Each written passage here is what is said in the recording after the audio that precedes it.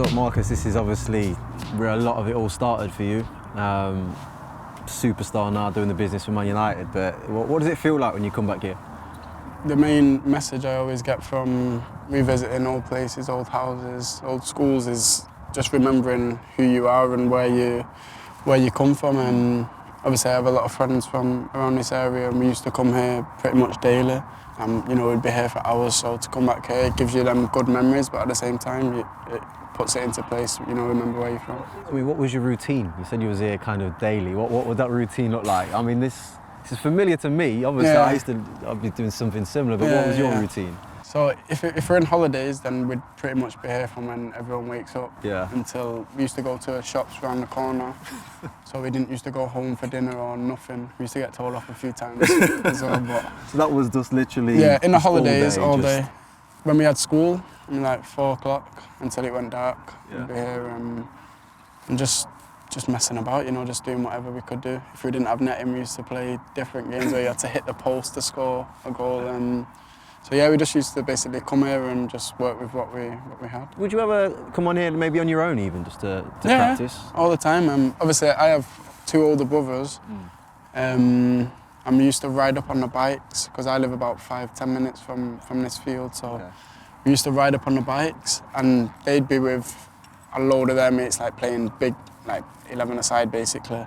And then I just used to be here, meant to be watching them, but just used to take a ball and just go and mess about on my own. And that's how it all started. Meant to just watch them and then just fell in love with the game. And was that the point you started playing for the team when you was here? No, this was before the team. I was younger then. Must have been about 4 years old because I wanted to join the team straight away. Even at that age you wanted to join the team? Yeah, but this was, well, not many teams start at that age, but these had a under 16, but there was players that were, I think, 4, 5, 6. So you play above, basically? Yeah, basically.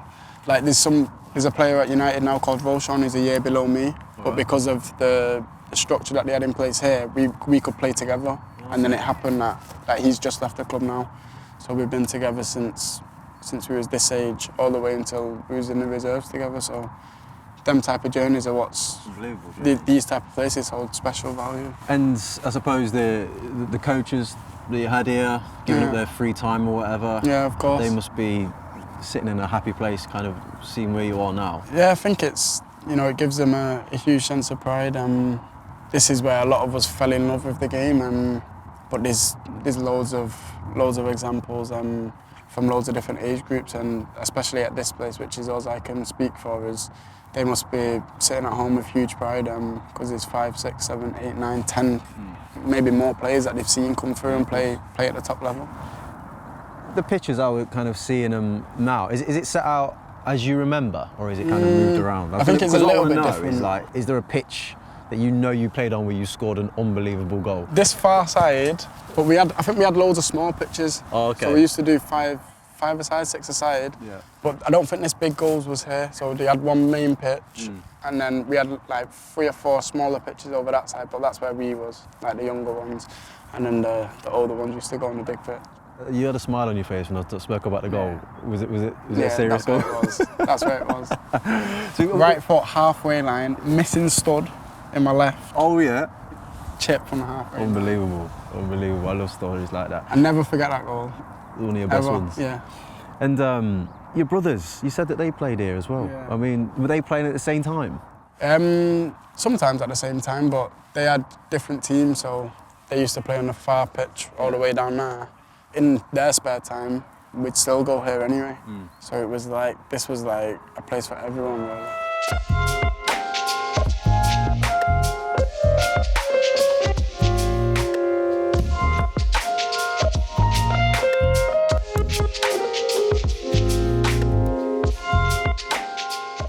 So mate, this is where you grew up? Yeah, it's a bit strange. It's the first time I've been back inside the house, but it's good. You know when we walked through the door, I was looking at you and you just smiled. Yeah. Like that. What was that about? Because I've seen, like, my friends still live around here, so I still come past the house. But being inside it gives you a different feeling. A lot of my mum's hard work was put into this house, so it's a special place. Yeah. And what about like memories growing up? I mean, you got what? brothers, you got a sister who lived kind of a couple of doors down. Yeah. Was you a really tight family unit? Yeah, the furthest away was literally about 2 minutes. With my other sister that lives that side of the houses. Okay. But everyone was quite close by. I could go to anyone's houses because a lot of the time after school my mum was still working. But it was good having everyone close by, that was important for me. Of course. And when we walked in, you showed me your bedrooms at the front. I'm going to expose you. It's where you used to escape. I don't know if my mum knows this. It's too late, she knows now. She knows now. So when you were grounded, you used to hop out there onto the top of the shelter and then jump and then you're gone. That's and I'm gone until night. And if I was good at it, I used to sneak back up. Really? Yeah. So if I'd done it right, but you was most athletic of the time, then, you knew those days you was... But most of the time I get caught. Of course, you think you're invisible when you're a kid, that's why, don't you? You said that everything seems obviously a lot smaller now. Yeah. I mean, part of the point is you're massive, but you must have just constantly been playing football every year. I mean, I don't know how your mum... We used to line stuff up in the garden and do like training sessions in this garden. In here? Yeah, like line cones, dribble in and out of the cones. That's brilliant. And then like little sprints. Everything we used to fit in this little area, and now looking back, it's like, how? I don't know how. And there was a swing there. And you know, obviously, I had a quick conversation with Dwayne, your brother, before you came today, and he was just talking to me about the role that he played in your life as well, kind of getting you to games, to training and so on and so forth. I mean, do you remember a lot of those kind of moments? It was difficult because my mum doesn't drive, so getting to places was always tough. And before Dwayne started driving, we used to have to get a bus from here into the town centre and then a bus out of the town centre into Salford, and that was every day. That's to get there and then to get back, and that was going on for about a year, 18 months. And then on top of that, you got your big kit bag, you got all your boots, your shin pads, and then it was just getting too much, so Dwayne just had to drive. So he learnt how to drive, got a car. Unbelievable. And then that was it from there. He's travelled everywhere. He's been to a World Cup now, so it's crazy. What stage did you think, I can do this now? I believe I can make it. I think watching, like me seeing other academy players start playing in the first team. Okay. When I was younger, there was like Mateo, Danny Welbeck, Ravel, Paul Pogba, Jesse. So they was getting in and around the first team. And then when I was about 15 at the time, 14 maybe, and me seeing them being around them type of players that was in the first team at the time, that made me sort of understand how realistic it is. And so when you're young, you have this dream of becoming a top player, and mine was always to be at United. And you get to 12, 13, a lot of your friends start to go to different places. They start getting cut off, and you start to not doubt yourself, but understand how difficult of a dream it is. And then when I seen them start playing and being involved, it kind of like made me refocus and like step on again. And that's what it is. That's what they like coming into the first team now for me. That's what I want to leave behind for the younger ones, for them to see how possible it is. Well, you're setting that example. That's exactly what you are doing. You know, when you made your debut for United, was your mum still in this house?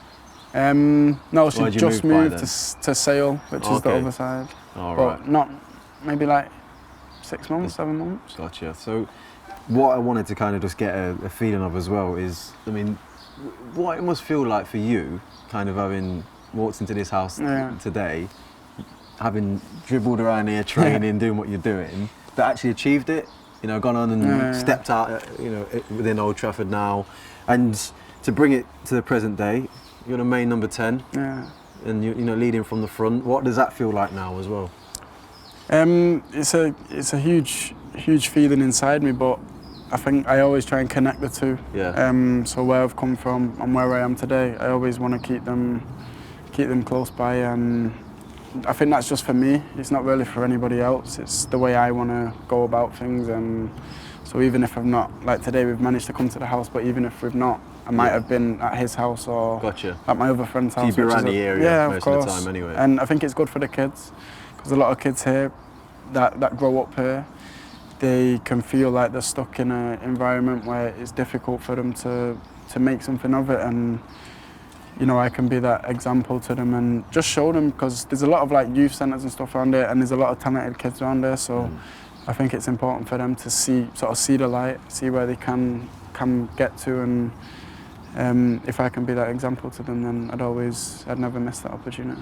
Do you need it as well, though? I think I need it for me. That's what I mean. Because it keeps me, you know what I mean? I know where I'm from, I know what I stand for. But I think it's important to need that, because it's very easy to become comfortable. Yeah. And that was my 2 years ago when I first started playing, 3 years ago. That was my biggest fear, becoming comfortable with whatever you have. And things like this keep me wanting more. I want to talk about Ollie. Yeah. Obviously, just come into the job. I mean, we're all stood here going, remarkable what he's done. It's crazy. What about for you personally? I think like just his presence around the building has changed everyone else, really. Like, you notice a difference in everyone, and that feeling is back to what it always has been. Growing up at United, that's what the feeling has always been like this. And to have it back like the way it is now is amazing, you know. And that's without even touching on what we've done on the pitch, how we've improved ourselves on the pitch and as a team, because that's where we can still improve a lot. But the feeling that I have now is that all the players and all the staff understand that, and when everyone's on the same page, you know, there's no telling how far we can get. We're in a place now in the league that was pretty much impossible 2 months ago, and so yeah, we're just looking to carry it on now and try and better ourselves, and you know, look forward to the next season.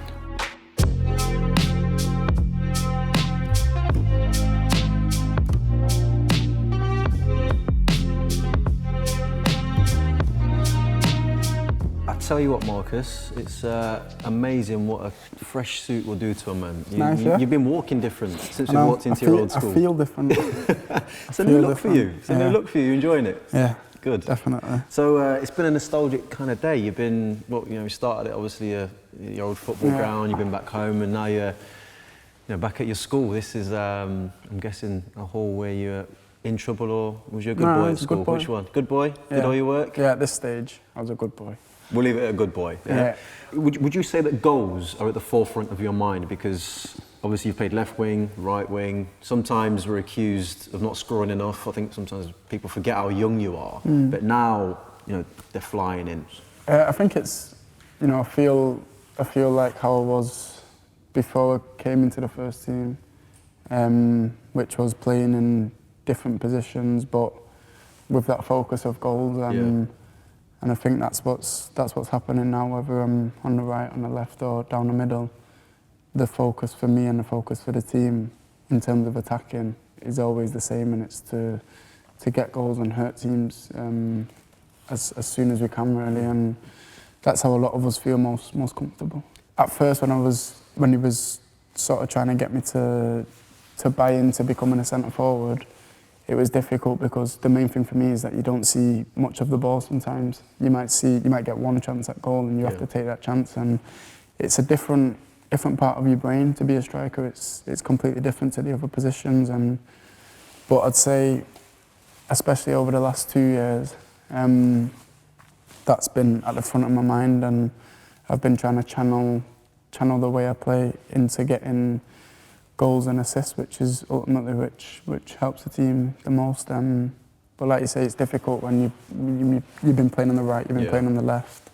But now, how we feel going into the game, it doesn't matter, because the main focus for me and the team is goals and assists, and the way we attack is to always score and get an end product from an attack. You can see that. Would you say that Ollie has identified that, though? Yeah, 100%. He's come in, and the first thing he was going on to us all about was about playing forward. And playing forward when you see the pass, which usually, if you look up straight away, the pass is on straight away when the other team have lost the ball. So I think getting that, like sort of planting that seed in people's minds, now you'll start to see that people are looking for it. And I'd say that's been the biggest change. It's risky, but it's worth the risk if it pays off. And if we can do both, like the team's willing to do, the forward players are willing to track back as well as go forward, and if we can do both, then we can look forward to a lot of games in the future. You've supported the club as a boy, you know, played for the club as a youngster, worked all the way through. Who were the strikers that I suppose were your heroes, or didn't have to be strikers, players that were your heroes? I think being from the academy, Giggsy, Nicky Butt, Scholesy, Gary Neville, they've been sort of the example to a lot of the young ones coming up, and they will forever be that. So they hold special value to probably every academy player at United. And then for me, it was the players like Rooney, Ronaldo, Van Nistelrooy was very good. Small names then. Nah, big names. But monstrous names. They like, but for the academy players, they introduced us to something like different because we could actually watch it for the first time and like in full flow. Yeah. Whereas we didn't get the chance to sort of see Giggs in his prime. Or, so yeah, that was like, for us, they was our heroes. And like for me now, the same as what it would be for kids back in the day when sort of Giggsy and Scholesy was in the prime. They're the guys for us, and we used to spend hours trying to recreate something that they'd done or something that we'd seen them do until we can get it right. And that sort of, that line of development continues forever. So United's good at blooding talents, and you know, long may that continue. Well, you're that talent now, so you will make it continue. This sounds really weird for me to say this, given the fact we're actually having an interview, but one of the things I really love about yourself is you're quite quiet. Yeah. You know, you do your business and you do your talking on the pitch. We know you're not overly fussed about social media. We know that you tend to drift in and out of Jesse's Snapchats and Instagrams every now and again. But you know, what is it like for you being a footballer, I suppose, in this social media world? Are you quiet away from the game? Do you have any hobbies? Yeah, to be fair, I keep myself to myself away from the pitch. But I think nowadays there's just so many things going on that have nothing to do with football that can affect your football. So for me, it's about just try to stay away from all of that, block it out, and do what matters. You know, spend time with my family, spend time with my friends, enjoy time off, travel the world, see where you wanna go and stuff like that. But in terms of social media, I'm a fan of it. Like you have it. Yeah, I like it. I have it. I enjoy it, but I don't like when it's the main focus for someone. Which most of the people that you see on it, it's not their main focus. They just do it because they understand what benefits it has, which it does have a lot of benefits, especially for the younger generation, because their reach is ridiculous now. And if you can spread positive messages through the social media channels, then, you know, by all means do that. You're mature beyond your years, mate. It's been an absolute pleasure. Thank you. Top man.